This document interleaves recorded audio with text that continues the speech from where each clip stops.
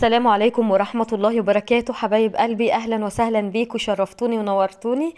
ويا رب القناة تعجبكم، ويا رب أكون كده عند حسن ظنكم، ويكون الفيديو بتاعي مفيد خفيف ظريف. النهاردة هعمل معاكم العيش الطري، العيش الفلاحي المصري. وأظن بقى العيش ده معروف في كل أنحاء مصر، في الفلاحين وفي غير الفلاحين كمان. يعني لو جينا نبص بقى على المدن زي مصر واسكندرية والمحافظات الكبيرة، كل القرى اللي حواليها بيعملوه وبيبيعوه في الأسواق فيها وفي السوبر ماركت كمان.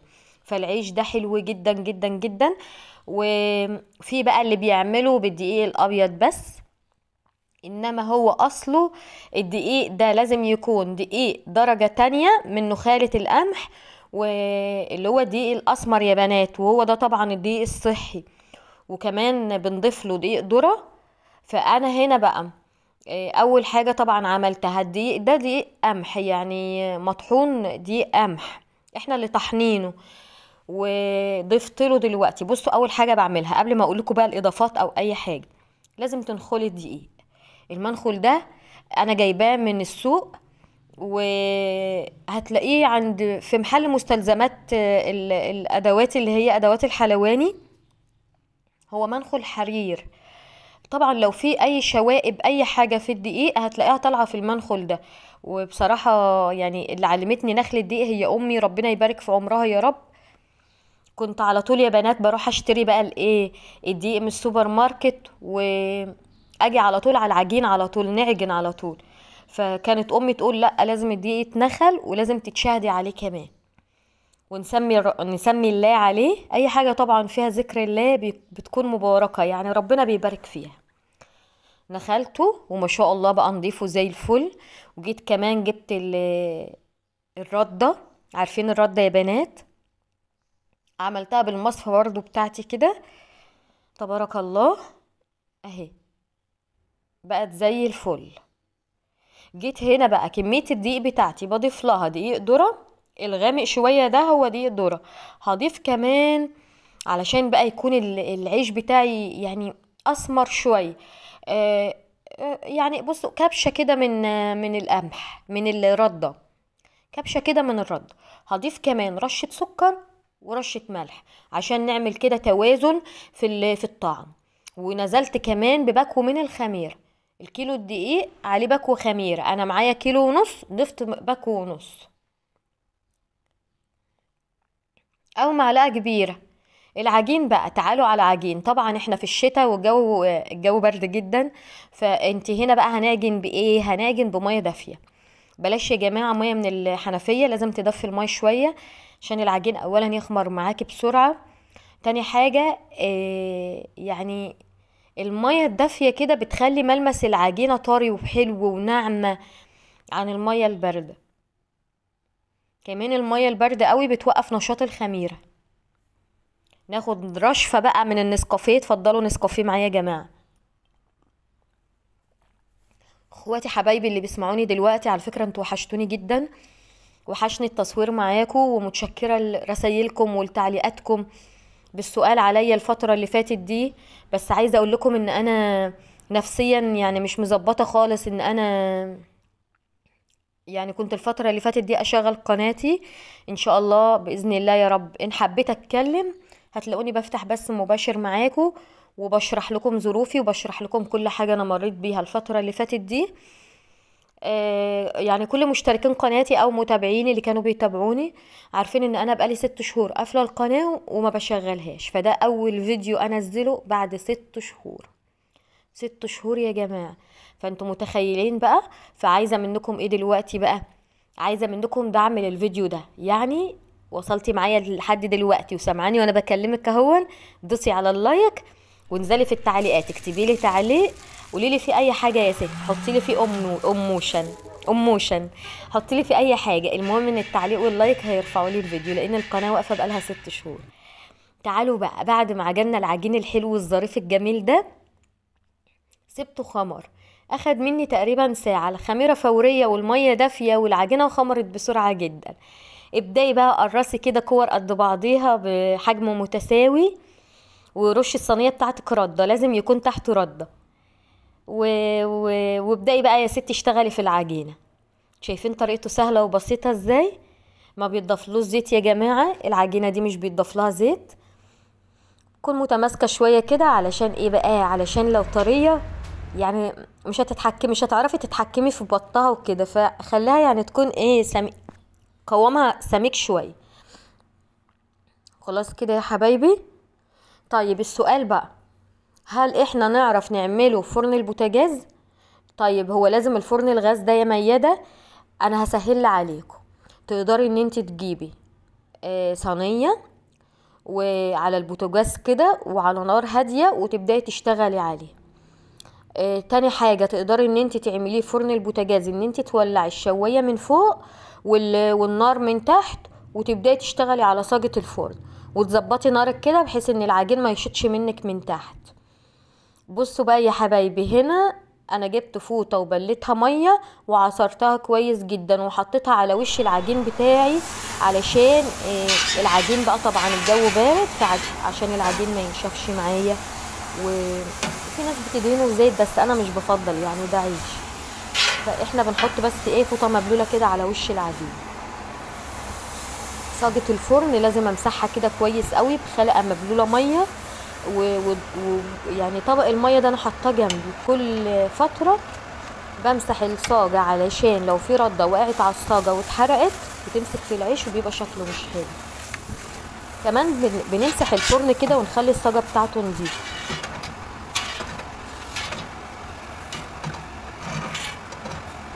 الفرن ده حلو قوي يا بنات، ويعني هو اسمه الحشاش، هو اسمه كده يعني. لو انت عايزه تجيبي زيه طبعا هتطلبي بالاسم ده.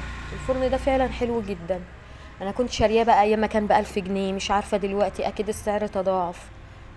كل حاجه سعرها غلا وكل حاجه يعني. عايزه اقول لكم انا بجيب الحاجه النهارده وباجي بكره اجيبها الاقيها يعني سعرها رفع للسما. ربنا يعدي الايام دي على خير ويعين الناس جميعا على عيشتها يا رب. اللهم امين يا رب العالمين. ويرزقكم الصحة والسعادة والعافية وراحة البال. اهم حاجة في الحياة دي هي الصحة وراحة البال، والله ولا فلوس ولا بيوت ولا اي حاجة. اجري يا ابن ادم جري الوحوش، غير رزقك لن تحوش. هو رزقك اللي نازلك. الرزق مش فلوس بس يا حبايبي، لا، الرزق حاجات تانية كتيرة قوي في الدنيا.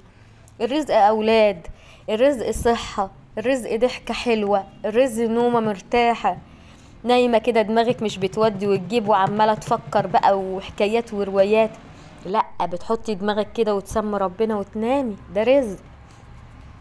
في ناس بتدخل تنام دماغها يودي ويجيب وافكار وحوارات، مش بتعرف تنام وبتصحى تقضي طول يومها مرهقة وتعبانة، مش يعني صحيا مش حلوة، فمش هتستمتع بأي حاجة حواليها.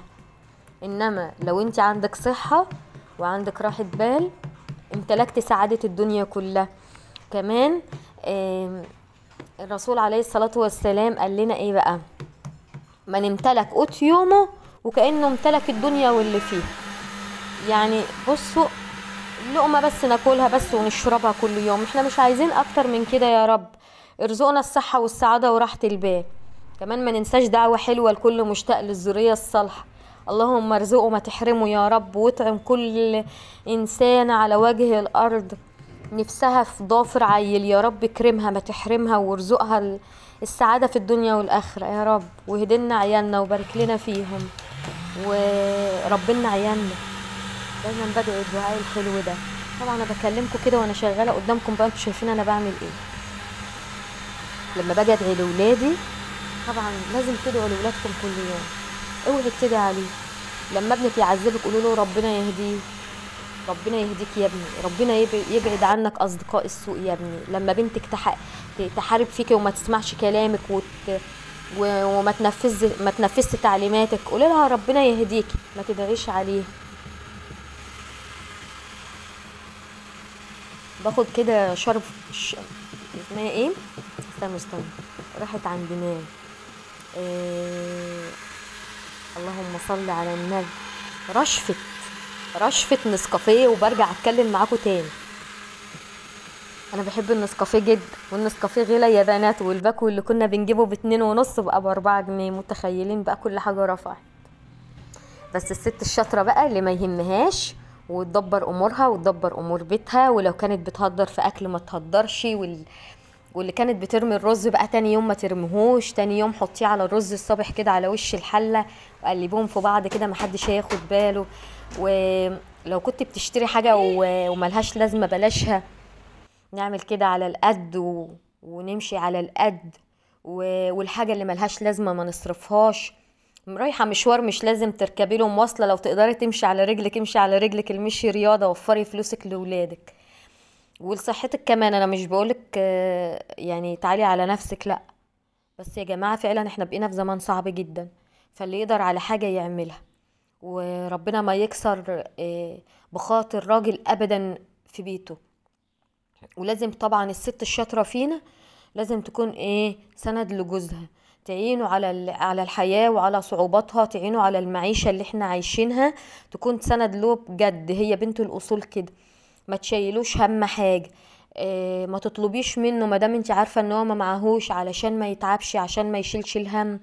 لان فعلا الحياة صعبة على الناس كلها يا حبيبتي، مش عليك انت بس. كل البيوت عايشة دلوقتي بالستر، بستر ربنا بس مش اكتر. طبعا علاقتنا بالله عز وجل لازم تكون متصلة بالصلاة، عشان ربنا يعيننا كده على حياتنا. شوفوا يا ولاد بقى العيش بتاعي عامل ازاي، تبارك الله لا قوة الا بالله العلي العظيم. شايفين العيش ملدن من تحت بقى وحاجة كده ما اقولكمش. تقدري تعملي الجمال ده وما تعمليهوش في بيتك؟ ايه رأيين؟ ايه رأيكم؟ ايه رأيين؟ ايه رأيكم؟ على فكرة يا بنات انا بعمل العيش ده اوردرات، وبعمله وببيعه.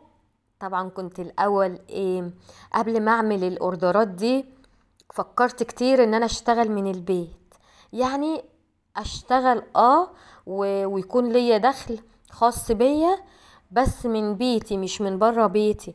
فجالي تفكيرات فكرت في كذا مشروع كده في دماغي.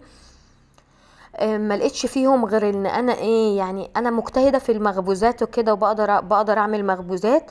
فقلت هعمل اوردرات مخبوزات من البيت، وانظم وقتي كده. اهم حاجة انظم وقتي بحيث ان هو ما يأثرش. هو هيأثر على بيتي وهيأثر على اولادي، بس على قد ما اقدر يكون تأثيره خفيف، مش اللي هو ان انا يعني طول اليوم افضل ملبوخة عن بيتي وعن عيالي، لا طبعا. فاللي هينظم لي وقتي الصحيان مبكرا، يعني نقوم نصلي الفجر كده ونبدأ نستعين بالله، ونبدأ نطلب رزقنا كده بدري بدري عشان ربنا يرزقنا. الرزق بينزل الصبح، رزق الإنسان بينزل الصبح بعد صلاة الفجر. فاللي عايزة ربنا يرزقها تبدأ شغلها بعد صلاة الفجر. وأنا بالفعل بعمل بسنة نبينا محمد عليه الصلاة والسلام، وببدأ شغلي بعد صلاة الفجر. بكون منظمة حاجتي قبلها بيوم وببدأ شغلي، والحمد لله ربنا كرمني فيها بنات. وهصور لكم ان شاء الله كل المخبوزات اللي انا بنزلها اوردرات. ما شاء الله عجبت يعني كل اللي طلب مني وكل اللي اخد مني عجبوا شغلي. فانا مش هبخل عليكم بالطريقة، يعني انا في كل اوردر بعمله هعرف هصور وهنزل لكم طريقة شغلي كله، بحيث ان انتي لو عايزة تستفيدي برضو استفيدي مني. بيكسب طبعا، بيكسب. وبرضو لازم تكون الحاجة تكوني خدماها عشان تطلع معاكي طعمها حلو، وعشان تراضي الناس اللي انتي هتوردي لهم حاجتك. بصوا بقى، يعني اكمل لكم حوار. انا مش عارفة بجد، انا خايفة كنت تقيلة عليكم، بس بجد ممكن يكون حد بيسمعني دلوقتي ويستفيد مني. لما قررت ان انا اشتغل من البيت كان في قدامي حاجتين انا شاطرة فيهم جدا. اولا ان انا ادي دروس لتأسيس، ودروس للإعدادي، ودروس كمان لأولى ثانوي. ففي الوقت اللي أنا فكرت فيه إن أنا هبدأ شغل فيه كان في نص الترم الأول. فطبعا كل الأولاد في دروسهم، يعني مش هيبقى فيها، مش هضحك على نفسي، مش هيجي لها حد. اصل ما فيش حد هيبقى ماشي مع مدرس او مدرسة من اول السنة وهيجي يطلع في نص الترم عشان يجي لمدرسة لسه بادئة جديد. فقلت لا، ما بها الدروس خلاص. طبعا انا معايا تربية عام لغة عربية، فعشان كده بقول لكم انا لحد اولى ثانوي بدي دروس، لان انا تربية عام مش اساسي. بعد كده فكرت ان انا اشغل قناتي. طب ليه يا بنتي ما تشغليش قناتك وكده؟ ما قدرتش بجد، انا ما قدرتش، نفسيا تعبانة جدا جدا جدا، لان انا في ابتلاء عظيم، وعلى قد عظمة ابتلائي على قد ما انا راضية بقضائك يا رب، وراضية بأي حاجة تدهاني، وألف حمد وشكر لك يا رب، ولئن شكرتم لأزيدنكم، وأنا شكرة وحمد ربي، وألف حمد وشكر لك يا رب، مش هقول أكتر من كده. ولو ده يرضيك زيدني منه وأنا موافقة، احنا كلنا قاعدين تحت رحمة ربنا عز وجل. قولوا بقى ونعم بالله العلي العظيم. جيت طبعا ما قدرتش اشغل القناه. ما كانش عندي رغبه ان انا اقعد واتكلم معاكم، نفسيا تحت الزفت الصفر، محطمه نفسيا، محطمه جسديا، محطمه صحيا، بلملم في نفسي كده. عشان كده انا ما كنتش عايزه ارجع اصور معاكم، عشان مش عايزه اشيلكم همي، عشان انا كنت متاكده ان انا لو هتكلم في الفيديوهات فانا فعلا هتكلم، يعني هتكلم غصب عني، هتلاقوني بتكلم، لان انا اتعودت معاكم ان انا لما بصور وبسجل لكم بسجل الكلام بيطلع من قلبي، يعني ربنا يعلم وحده، بدون رياء، بدون نفاق، بدون كذب. الحمد لله يا رب ان انا مفيش اي صفه من الصفات دي. قررت ان انا بقى ايه، اعمل مخبوزات واوردها. فتعالي بقى يا حبيبه قلبي هقولك على تجربتي. اول حاجه بقيت اودي سوبر ماركات جنبي وهايبرات، بس بصراحه بلاش الفكره دي لان هتيجي عليك بالخساره، لان اي حاجه بنوديها السوبر ماركت لو قعدت عنده بالليل بيقولك تعالي شيليها، فالحاجه كده هتيجي تخسر عليكي وتقف بخساره عليكي، ودي حاجه متكلفه طبعا. فانتي بتعملي علشان ان انتي يطلع لك منها حاجه، فانتي لما تعملي كده والحاجه ترجع لك تاني فهتبقى بخساره عليكي. عندنا بقى الجروبات اللي هي على الفيسبوك، جروبات بلدنا، بدأت انزل عليها، والاول مرة بجد بجد نزلت صور شغلي، ما كنتش ملاحقة على الطلبات، لله الحمد من قبل ومن بعد. فعلا اول يوم بدأت اعمل فيه اوردراتي ما كنتش قادرة اكمل اوردراتي، واعتذرت لناس كتير جدا بعد ما كنت مش لاقيه اصلا، يعني مش لاقيه حد يطلب مني حاجه اعملها. فكنت مبسوطه جدا وسعيده، وخاصه بقى بعد ما الناس اكلت من شغلي وعجبهم شغلي وبداوا يطلبوا مني تاني، والحمد لله الف حمد وشكر لك يا رب. حاجه هي بنعملها من البيت ربنا يرزقنا فيها، احسبي لها يا حبيبه قلبي. لو انت ناويه ان انت تعملي المشروع ده احسبي له وبالورقه والقلم، وان شاء الله ربنا معايا ومعاكي باذن الله يا رب. وعايزه اقول لكم بقى لو عجبكم العيش الحلو ده، شايفين العيش عامل ازاي؟ يا سلام بقى العيش ده لما تحمصيه في الفرن كده ويتكسر زي الكورن فليكس ويتحط في حليب، مش هتفرقيه عن الكورن فليكس. في مره سالت جوزي انا ليه لما بحط العيش ده في لبن بيبقى طعمه مقارب كده للكورن فليكس؟ قال لي عشان داخله دقيق ذره، لان فعلا الكورن فليكس بيبقى معمول من دقيق ذره. ف حلو قوي. اكتبوا لي بقى رايكم دلوقتي، علشان اولا هتقفوا جنبي بتعليقكم الحلو ده تحت الفيديو، قولوا لي في رايكم في العيش بتاعي. طبعا انا شغاله لوحدي وجالي اسئله كتير، المكنه دي انت جايباها منين يا مياده؟ هي المكنه دي اوتوماتيك؟ ازاي هي شغاله لوحدها؟ المكنه دي بالكهرباء ولها موتور، الموتور متركب فيها من جنب. المكنه دي كنت جايباها بقى ايام العز وانا عايشه في السعوديه، مش عارفه بصراحه تمنها كان كام، بس هي حلوه قوي قوي، وربنا كده كان وقتها عارف ان انا مش هلاقي حد يساعدني فجبتها. كنت الاول يعني بقول ما خلاص، ما انا مش بغبز انا لا، انا فعلا المكنه دي جالها وقت عوزه، وهي دلوقتي ايدي ورجلي وكل حاجه، يعني هي بنوتي بقى اللي بتساعدني، بما اني ما عنديش بنات فهي بنوتي اللي بتساعدني. شايفين يا ولاد جمال العيش؟ عايزه اقول لكم كانوا حبه عيش تحفه، والاستاذه اللي اكلت منهم عجبوها قوي قوي قوي قوي قوي. يعني قالت لي بجد تسلم ايدك. طبعا بطلع على الشبكه دي ليه بقى؟ لان العيش سخن، فانت لو طلعتيه لازم تطلعيه على مكان متهوي الاول، وبعد كده تحطيه في ملاية نظيفة عشان لفحة الهواء هتنشفه فيفضل معاكي طري. طيب العيش ده نشف هنعمل فيه ايه؟ اقول لكم بقى امي كانت بتعمل فيه ايه ولا بلاش؟ اولا للناس الفافي اللي معايا وبيسمعوني، عندك ورق الخاص، حطي ما بين الرغيف والتاني ورق خاص، هتلاقي العيش راح معاكي بقى طري وزي الفل. امي بقى، تعالوا اقول لكم امي كانت بتعمل ايه يا جماعه. امي كانت بتجيب البرسيم، عارفين البرسيم؟ وكانت بتطري به العيش، بتحطه ما بين العيش وبعضه، العيش يبقى طري ونعمله سندوتشات. الكلام ده كان زمان، دلوقتي بقى ما عادش حد بيخبز. انا اللي رجعتكم هو لايام زمان، ورجعتكم للذكريات الحلوه. فعلا العيش ده الناس كانت زمان عايشه عليه، يعني حرفيا كانوا عايشين عليه، ما كانوش بياكلوا العيش اللي هو بتاع المخبز ده. كانت تقول لك لا يا ستي ده انا بخبز في بيتي. دلوقتي ما عادش حد بيخبز، والكل بقى مرتاح وبنجيب العيش المدعم وخلاص وبناكله، برغم ان هو ما يفتحش النفس خالص، بس احنا بنقول خلاص بقى وماشيين بامورنا. قومي يلا تشجعي كده، لو عندك الفرن الجميل الكيوت الحلو ده، قومي يلا تشجعي كده واعملي لك خبزه حلوه، وفرحي زوجك واولادك بحاجه من ايدك، وكمان الدف كده جنب الفرن كده من البرد ده.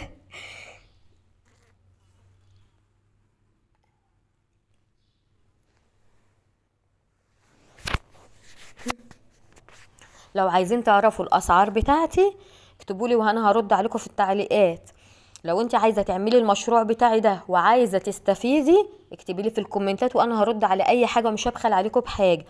كل المقادير هنزلها لكم في كل فيديو هنزله، اي شغل واي اوردر هعمله هصوره لكم باذن الله. ادعوا لي ان ربنا يعيني على تربيه ولادي، ادعوا لي ان ربنا يفرج كربي ويفك ضيقتي، ويعيني بالصبر وبالرضا وبراحه البال.